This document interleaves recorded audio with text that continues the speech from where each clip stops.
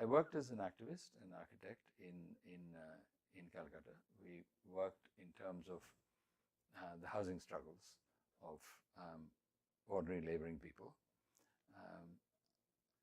By virtue of the kind of economy that India has, on the one hand, it is displacing huge numbers of people from agriculture, which has always been the dominant occupation,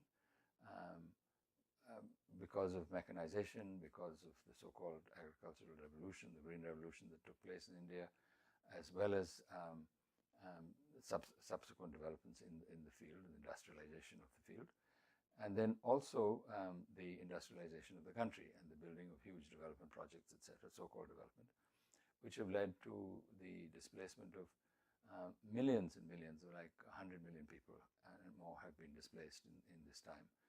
And they have moved to cities, but by virtue of having lost everything, they have to live on the margins, and usually in what's called illegal ways or unauthorized ways. And it's a dehumanization of a kind which is very difficult to imagine, perhaps other than for people such as who this online course is directed at, people who've been evicted from their homes. And I think that people of that kind have a very different perspective to life, and I learned a great deal from them, from that period, from 1975 onwards, through the 90s. The work that we did was very initially, because I think it was new work.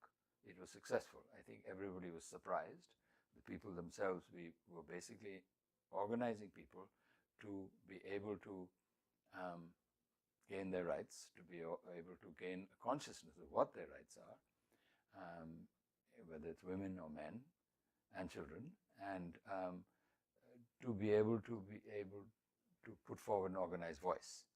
And I think the state, for instance, the municipality, was surprised that people were conscious that they had rights under municipal laws, such as to clean drinking water, such as to sanitation, such as to getting letters where they lived, such as the vote, such as in India at that time there was something called ration cards, which were essential to get essential commodities such as rice and grain and oil at controlled prices.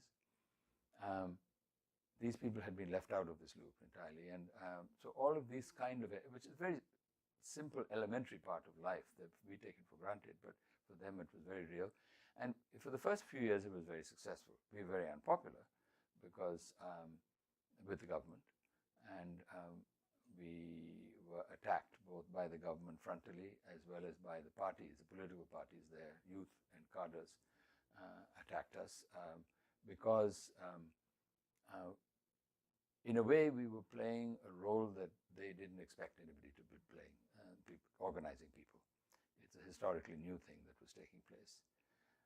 However, and it worked, it was also successful in a different level, which is that similar things were happening in other parts of the country. Similar people had similarly started working, and we came together to build a national platform called the National Campaign for Housing Rights. It became the first broad cross-sectoral platform in India, composed of hundreds of organizations of all kinds, from so-called slum dwellers, and tenants, through to agricultural workers, to factory workers, through to women, environmentalists, political parties, human rights people, just about any field you can think of, because the home is so central to about every part of life. And in the 5 years of its existence, it succeeded in raising this question, and some likened it to a fire that was burning in the country.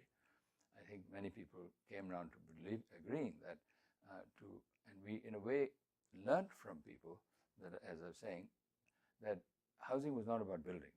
Housing was about a place to live in security and dignity. And this redefinition, aside from trying to bring it in international policy, into law, ended up also going up to the United Nations and becoming embedded in UN agreements and covenants and so on and so forth. So not by ourselves, we joined an international coalition of people in concern with housing issues, and it was that coalition that carried that forward, the Habitat International Coalition.